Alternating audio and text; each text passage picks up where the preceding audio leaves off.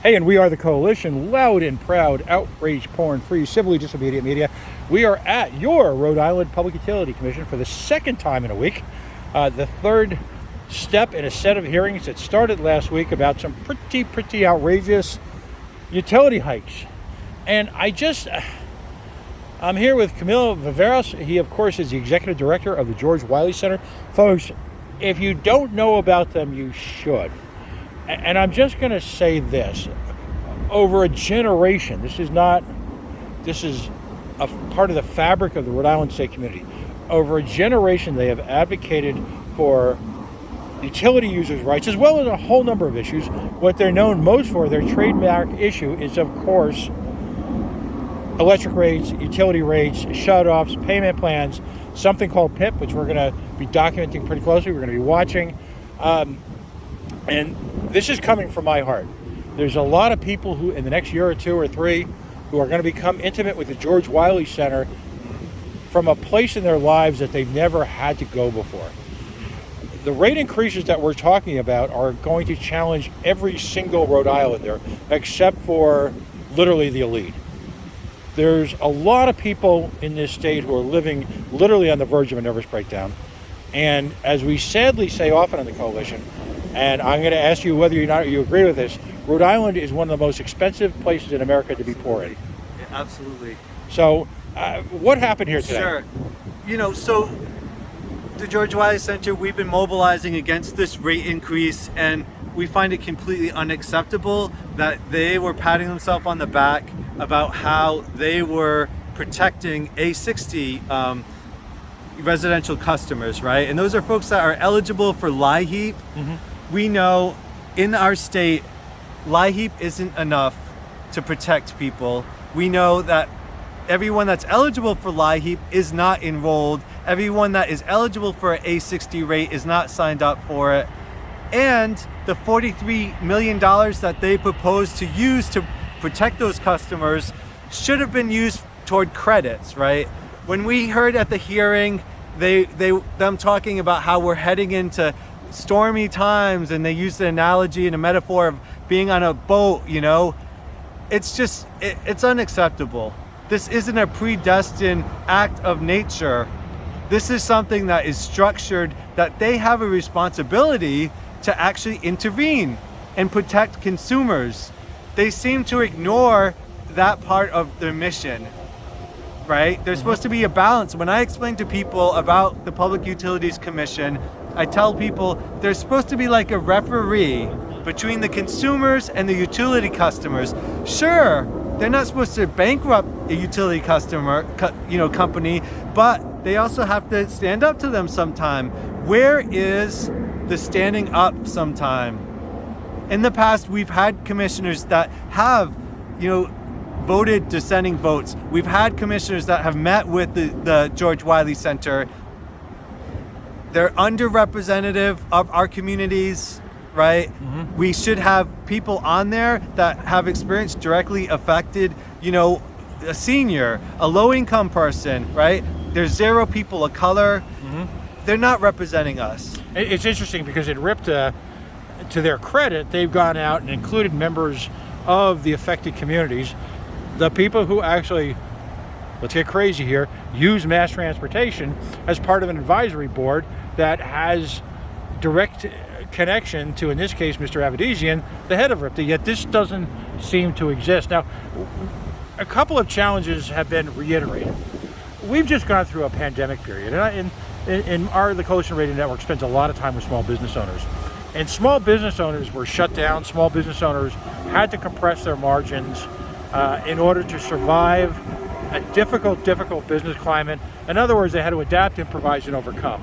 Why is the predecessor National Grid, and why is Rhode Island Energy immune from the type of margin pressure and competitive challenges that literally every other business in Rhode Island has faced? Exactly. So one of our demands was to alter the profit margin, right? Mm-hmm. They have a guaranteed income, these utility companies, right? But they're for profit, and in the past it was 6% profit margin.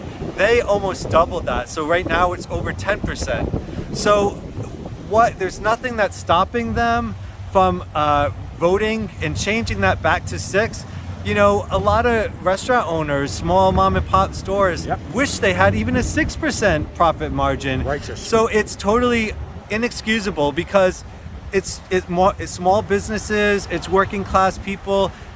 And we want to be clear, you know, we'll say, yes, we agree we should protect the most vulnerable, but we're not into the game of pitting, you know, the people that are extremely poor against the working class. And make no mistake, they passed a rate increase that will impact predominantly working class people in Rhode Island, right? So let's not make any mistakes that George Wiley Center is happy that they're protecting everyone. They're protecting even the majority of working class people, unemployed people, seniors on fixed incomes. So we're going to keep on pushing. You know, they are hiding behind these artificial, you know, semantics and technical jargon, but we know what their job is to do, and it is primarily to protect utility customers from our point of view, and they're failing, you know, and I brought it up, others today brought it up, that if you can't do your job, you owe it to the public to resign, to be honest, to resign. It's almost $500,000, right? And people have flown legislation at the State House to defund the Public Utilities Commission. And the George Wiley Center has been like, okay, well, you know, maybe this year they'll step up. Right. You know, $500,000 that we pay for them. You know, let's see, because maybe things could be worse if we pulled the plug on them. You know, to be honest, it's a lackadaisical, you know, a lot of posturing, paternalism, but not a lot of ambition and not a lot of creativity, in stopping. You know, you hear them lament, oh, it's a historic rate increase. Yes, it's your job to actually stop this. Right. Cut it. It's your job to have some corporate accountability. Why else is the public paying for the Public Utilities Commission, if not to regulate their profits? Now we're talking, before we had the UK, we had an English company that we were subsidizing. Now we're subsidizing, you know, Allentown, Pennsylvania, Kentucky. Money is coming out of our state. It's time to be smart. It's time to try to regulate and do your job. Cut profits, protect seniors, protect low-income people, and protect working people, small businesses from these rate increases. That should be their job. And if they're not doing it, you know, it's all of our responsibility to say, what's going on here? Why are we paying for this? What, you know, Revan's in there talked about how he was at the state legislature for decades. You know, legislators should say, okay, buddy, you're there now. Like, what are you doing? What are you doing? Making excuses. You know, many people, you know, talk about them rubber stamping. It's true. They haven't seen a rate increase they haven't liked. The George Wiley Center, we had a grassroots campaign to have somebody appointed to the PUC, right? And as a response to that, they had Mary Bray, who was the only non-lawyer, non-professional, you know, technocrat. She was there for a while. She would at least meet with us. She would occasionally vote in dissent. But right now, we just have a unified, absolutely nothing. Spending money from the AG's office, $43 million that the George Wiley Center advocated. We met with the AG. We're glad they got that money, but that money should go toward people's credits, right? Right. Because they're talking about, oh, next year we're going to have even higher rates. We find that unacceptable. They took almost $50 million that could help, yes, the most vulnerable, and are throwing it at this 50%, 47% rate increase to pay for that. Why? So you can get along with the Rhode Island Energy instead of conditioning them. Welcome to Rhode Island. Guess what? Some of us will stand up for our neighbors. Some of us will stand up for those who are, you know, elderly, that are disabled, that are going to be harmed from this. So they need to listen. Today during this meeting, I don't know if you have it recorded. I do. They bring in the police that put their hands on a representative that was trying to speak truth to power, that was trying to give them some creativity, give them some ambition to actually fight for the people. Instead, they had the police, 2 police officers, put their hands on him and escort him from the room. Right. There's the level of ignorance. I'm continually, they'll say, oh, well, we couldn't do this because the law doesn't allow it. The George Wiley Center, we sued the Division of Public Utilities, and for years they told us the same exact thing. They told us, no, we are allowed to shut off people with medical conditions. We went to the Superior Court, and the judge there was shocked that they had been doing this for years. It's not only immoral, but when people are harmed by this, this is what they'd prefer. They'd rather have legal claims about hardship, than to do the right thing on the front end. It's the status quo, lowest common denominator that is absurd, and we deserve more. We're paying for this. We expect more. We're going to keep fighting for more. If you're facing shut off, you get a termination notice, contact the George Wiley Center. We want to help you stop that termination with some of the rights and protections we've won, right? But we need to organize at the legislature, at these administrative levels, because despite what they say, they have a lot of power. Why else would they exist? Let me jump in. We've just got a minute or two left.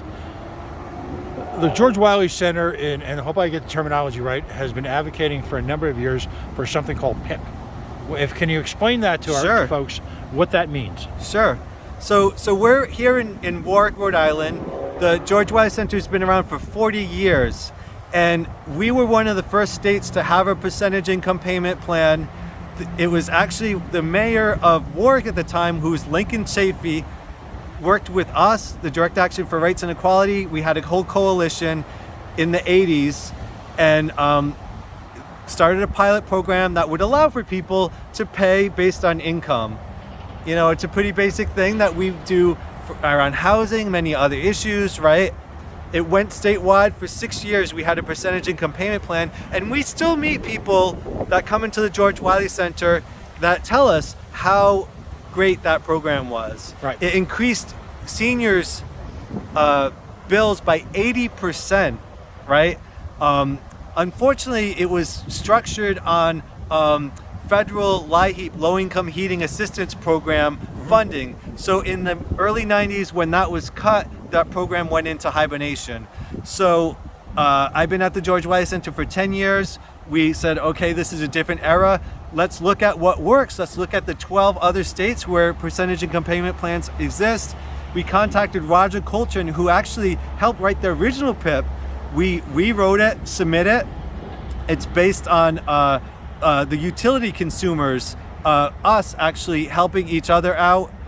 It would dramatically decrease the amount of unfair terminations. It would lower bills for seniors. It would drastically decrease the level of shutoffs in our communities, right? Because right now, the way the system is structured, if you can't afford your bill, right, and you have a fixed income, you're unemployed, you're on disability, other hardships, somebody that can pay their bill has to subsidize a truck, Rhode Island Energy truck, to go shut you off, right? And then the bill is so high that you are unable to pay it.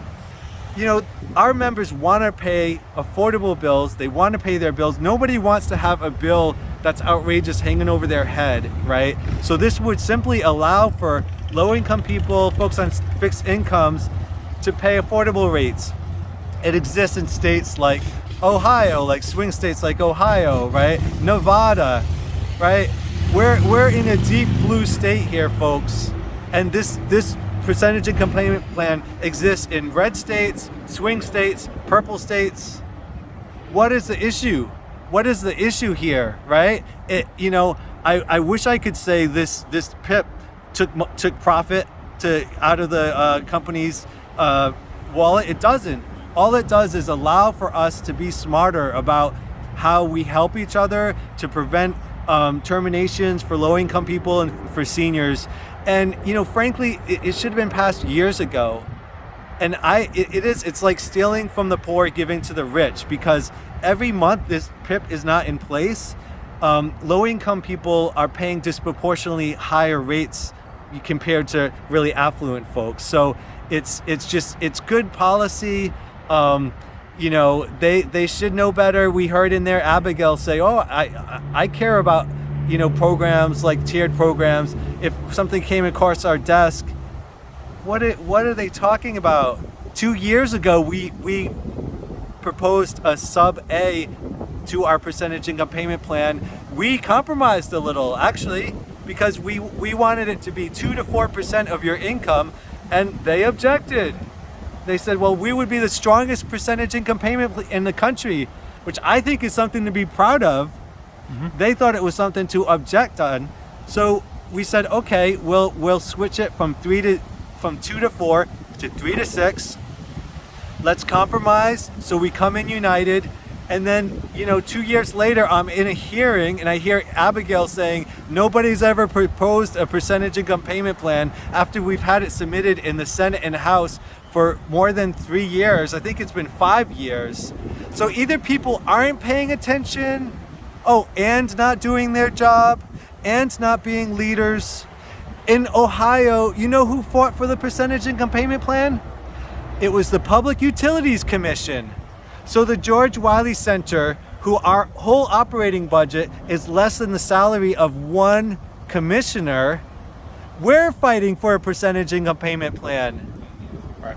Let's have some real leadership. And if you can't provide the leadership, hey, you've given it a try. Congratulations, Reverend, you made it here after decades at the state legislature. You aren't stepping up to this crisis. Step down.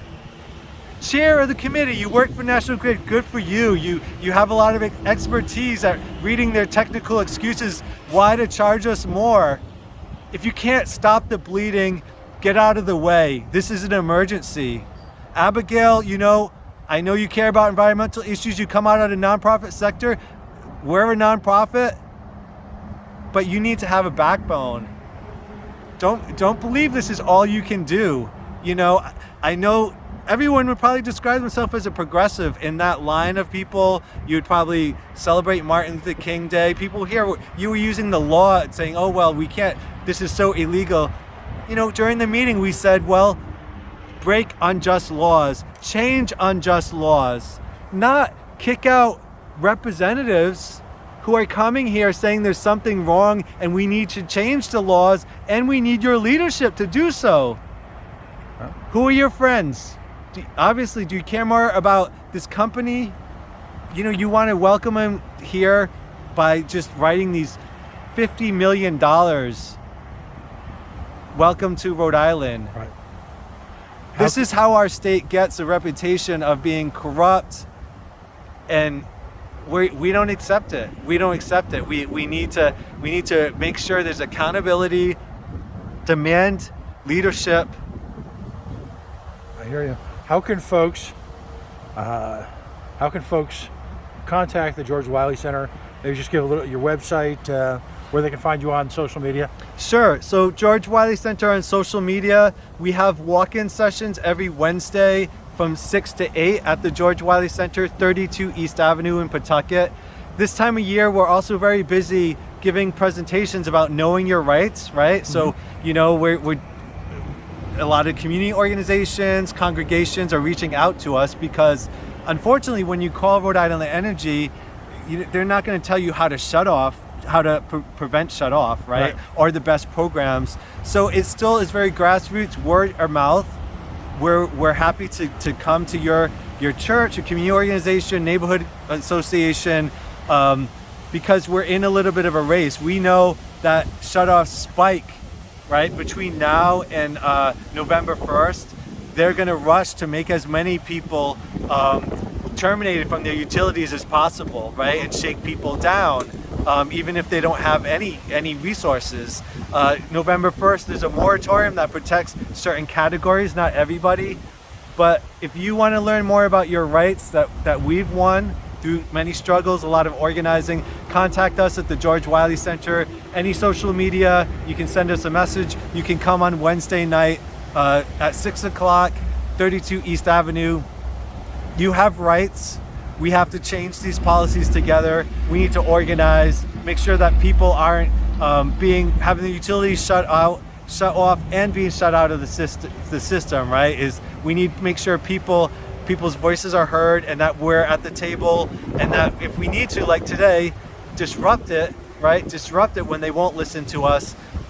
We need to keep on organizing and fight, and we join, invite anybody to join us, help us spread the word about your rights, help us prevent shut-off, work together. Thank you so much for covering a lot of our organizing and putting the word out. It's very important. I know this venue, folks have come to hearings that they wouldn't have known about if it wasn't for you letting people know. And that's part of the problem, right? Is folks, they want to make these decisions behind closed doors. They want us to give up. They want to drag these on, have them at inconvenient times. So thanks so much for making sure that our voices are heard and that people know about how they can get involved. I really appreciate it. Camilo Viveiros, he is with, of course, the executive director of the George Wiley Center. Just let's Google George Wiley Center. It'll come up tops. And folks, he brings up a critical point. We'll close on this note. In the next 30 or so days, if you are behind on your utility bills, you need to reach out to people and get support. As we say on the coalition, denial ain't a river in Egypt. And November 1st is that sort of day when we all crash through the red tape or the yellow tape at the finish line. But in the meantime, there's not a lot of mercy, as we found out today on the streets of Rhode Island.